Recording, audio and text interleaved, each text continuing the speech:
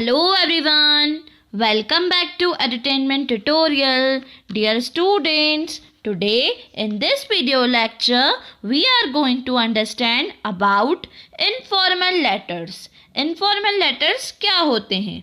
Such letters are usually written to friend and relatives. The language should be clear and simple. Dear students, जैसा आपने previous video lecture में formal letter को बहुत अच्छे से समझा था, नाउ टुडे हम इनफॉर्मल लेटर को समझेंगे. इनफॉर्मल लेटर्स क्या होते हैं? जो फैमिली, फ्रेंड्स, रिलेटिव्स को लिखे जाते हैं, वो कौन से लेटर्स होते हैं? Informal letters. और इनफॉर्मल लेटर को हम प्राइवेट और पर्सनल लेटर्स भी बोल सकते हैं. अब आप डिफरेंस समझना कि जो फॉर्मल लेटर्स होते हैं वो किसके यूज़ आते हैं? ऑफिशियल यूज़ या बिजनेस यूज़ के लिए जो लेटर यूज़ होते हैं वो उसे हम फॉर्मल लेटर्स कहते हैं. But the letter which are use to write for family, friend, relative is known as informal letter, or we can say that private or personal letter is known as informal letters. Now we should understand the following parts of informal letters: the heading, the date, the salutation, the body and the ending. Dear students, before understanding this, first we recall it. The informal letter is used for personal communication. हम ऐसा भी बोल सकते हैं कि जो letter personal communication के लिए यूज़ होते हैं वो इनफॉर्मल लेटर्स कहलाते हैं. इसकी लैंग्वेज जो होती है वो बहुत ज़्यादा सिंपल होती है एंड ईजी टू अंडरस्टैंड. किसके लिए? जो लेटर को रिसीव कर रहा है. Uses casual and emotional tone. Letters are written to friends instead of business. Business की प्लेस पर जो लेटर्स फ्रेंड्स, रिलेटिव्स, नेबर्स को लिखे जाते हैं वो लेटर्स इनफॉर्मल लेटर कहलाते हैं. Dear students, first we understand the main heading, that is sender's address. अब सेंडर एड्रेस क्या होता है ये आपने फॉर्मल लेटर्स में पढ़ा था, बट एक बार और रिकॉल कर लेते हैं. Sender address left hand side पर. अब आप बोलोगे मैम सेंडर कौन होता है? तो सेंडर वो होता है जो लेटर को लिख रहा है. इट मीन लेटर को लिखने वाला कौन होता है? सेंडर.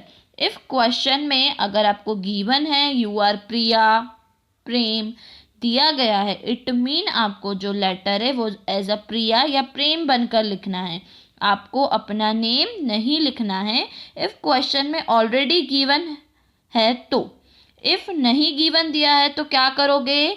ब्लैंक स्पेस नहीं छोड़नी है. आपको अपने मन से एड्रेस समझ के लिखना है जो आपको समझ में आए, बट ब्लैंक स्पेस नहीं छोड़ना है. Left hand side margin line होती है ना कॉपी पर, वहाँ पर आपको लिखना है. And you already know that address के लिए हम कितनी लाइंस का यूज़ करते हैं? 3 लाइंस हमें कवर करनी है. उसके बाद आपको एक ब्लैंक लाइन लीव करना है.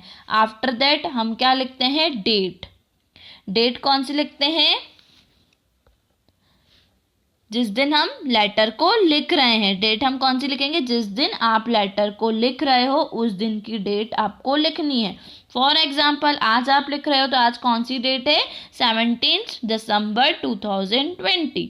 Date on which the letter is written. जिस दिन हम लेटर लिख रहे हैं. तो प्रॉपर फॉर्मेट जो डेट लिखने का होता है वो डेट, फिर मंथ, स्पेलिंग में कॉमा, 2020 जो भी ईयर हो. Is it clear to all of you? After writing the date हमको डेट लिखने के बाद एक लाइन और लीव करनी है. फिर हमें लिखना है सैल्यूटेशन. सैल्यूटेशन मीन्स ग्रीट करना. सैल्यूटेशन मीन्स ग्रीट करना. जिससे हम लेटर लिख रहे हैं तो उसे हम क्या करते हैं? ग्रीट करते हैं. In this part of the letter address by using some special words my dear और dear can be used for close friends and relatives. क्या यूज़ करते हैं हम? माई डियर और डियर दोनों का यूज़ हम कर सकते हैं सैल्यूटेशन में.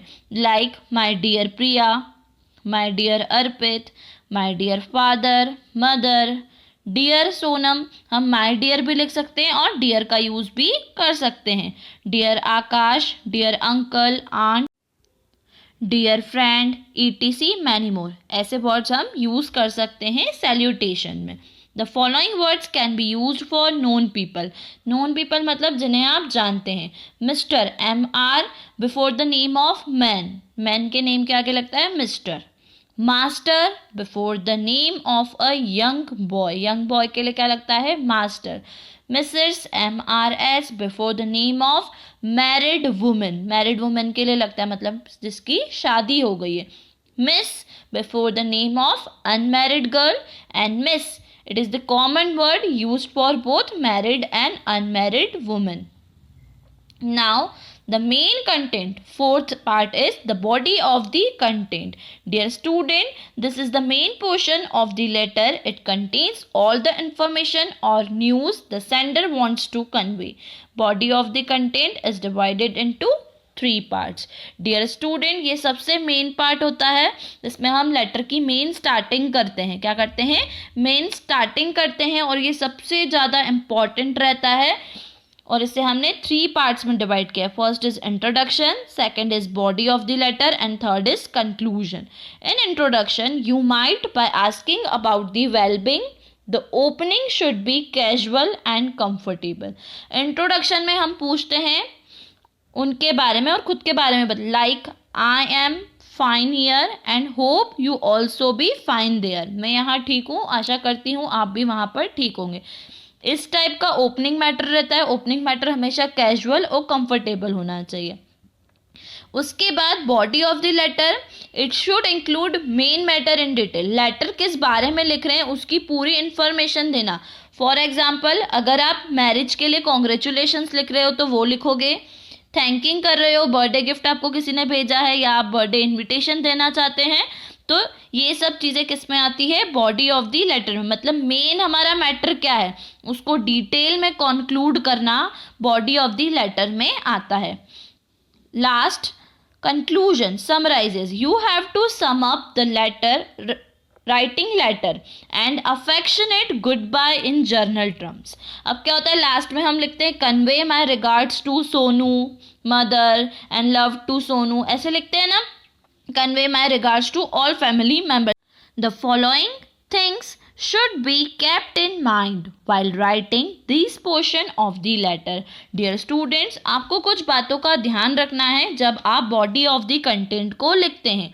First point, the language of the letter should be kept in mind while writing this portion of the letter.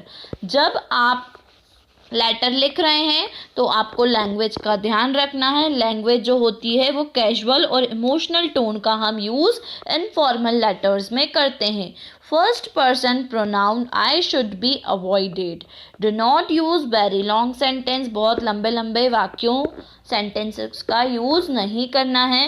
Never use bitter words in your letter. Letter में कभी भी कड़वे शब्दों का यूज़ नहीं करना है. Next, the ending complimentary close, जिसमें हम लेटर की क्लोजिंग करते हैं. While ending the letter use the following words. जब लेटर की क्लोजिंग होती है इनफॉर्मल लेटर्स की तो कौन कौन से वर्ड्स का यूज़ किया जाता है?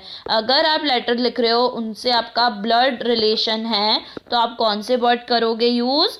योर्स अफेक्शनेटली या योर अफेक्शनेट सन. और अगर आप फ्रेंड्स को लिख रहे हो तो for friends we can use the following words: yours sincerely, yours ever, yours always, yours most sincerely, yours very sincerely, yours affectionately can be used for very close friends. ऐसा friend जिस वो आपके बहुत क्लोज है, आपका best friend है, तो उसके लिए आप क्या लिखते हैं? yours affectionately. Hope you all well understood the main points of the informal letters. Now we are going to understand the format. जैसा कि हम सभी ने देखा था, सबसे पहले हम ऊपर की 3 लाइन्स स्टार्टिंग कैसे करते हैं? एड्रेस लिखकर. एड्रेस किसका? सेंडर का. अब सेंडर कौन होता है? जो लेटर को लिख रहा है, मतलब लेटर को लिखने वाला कौन कहलाता है? सेंडर. तो सबसे पहले सेंडर का एड्रेस आता है and you all know that हम एड्रेस लिखने के लिए 3 लाइन्स को कवर करते हैं. आफ्टर दैट हमको 1 लाइन लीव करनी है. Write date of the letter. जिस दिन हम लेटर को लिख रहे हैं उस दिन की डेट हमें लिखनी है। किस दिन की डेट लिखनी है? जिस दिन हम लेटर को लिख रहे हैं। उसके बाद हमको salutation, salutation means to greet, जिसे हम लेटर लिख रहे हैं उसे ग्रीट करना है। ग्रीट करने के लिए हम डियर और माय डियर वर्ड का यूज़ करते हैं। आफ्टर दैट हमारा लेटर स्टार्ट होता है। तो हमारा लेटर कैसे स्टार्ट करेंगे हम? I hope my letter finds you in good health, you will be glad to know, ऐसे भी स्टार्ट कर सकते हैं। या फिर I am fine here and hope you also be fine there. उसके बाद हमारा आता है बॉडी ऑफ द कंटेंट, जो मेन चीज़ें स्टार्ट होती है। ठीक है, ये जो हमारा था इसको हमने 3 पार्ट्स में डिवाइड किया था। Introduction, body of the letter, summarises. Introduction में हमने क्या लिखा? I hope my letter finds you in good health, you will be glad to know. ये हमने ओपनिंग कर दी, उनसे वेलबींग पूछ ली कि आप कैसे हो, और अपना भी बता दिया कि हम ठीक हैं। This is where you write in detail in an informal personal tone. This part can be have 3 paragraph. 3 paragraphs में लिखते हैं। You can write in brief about the purpose of writing, it means वही body of the letter, it should contain the main matter in detail. Detail में हम matter बताते हैं। You can write in detail about the purpose, हम letter क्यों लिख रहे हैं उसकी मेन डिटेलिंग बताना। After that concluding lines, concluding lines मैंने आपको बताई थी अभी। कंक्लूडिंग लाइन्स में हम क्या लिखते हैं बच्चों? Convey my regards to all family members, love to Sonu. इस टाइप से लाइन होती है जिसे हम क्या बोलते हैं? कंक्लूडिंग लाइन्स, कंक्लूजन, समराइज करना। After that with love yours affectionately, complimentary closing. It means letter को हम क्या कर रहे हैं? Complimentary close. तो उसके लिए हम योर्स सिंसियरली, योर्स अफेक्शनेट, ऊपर हमने बहुत सारे वर्ड्स देखे थे। क्योंकि इनफॉर्मल लेटर लिख रहे हैं तो लास्ट में हम क्या लिखेंगे? उसके बाद नेम भी लिखेंगे। ऐसा भी लिख सकते हैं, योर्स लविंग फ्रेंड। ठीक है, तो विथ लव प्यार से, योर अफेक्शनेटली। योर अफेक्शनेटली मैंने बताया था किसके लिए यूज होता है? जो हमारा बहुत क्लोज फ्रेंड है या ब्लड रिलेटिव्स के लिए, मतलब जो जिनसे हमारा ब्लड रिलेशन है उनके लिए। और सबसे लास्ट में हम क्या लिखते हैं? हमारा नेम लिखते हैं। Hope you all well understood in detail about the informal letters. Thanks for watching.